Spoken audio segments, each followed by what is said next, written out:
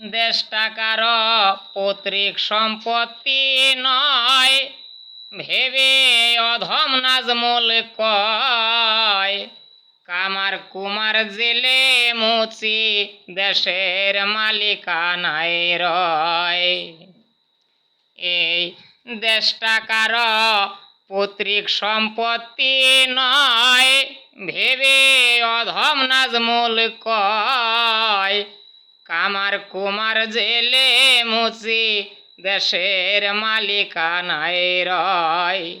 তাই তো ছোট বড় সবাই মিলে করে বদেশ সংস্কার। দেশটা এখন আমাদের সবার, আরে নয় শেখ হাসিনার। দেশটা এখন আমাদের সবার। কত ছাত্রের বিনিয়োগ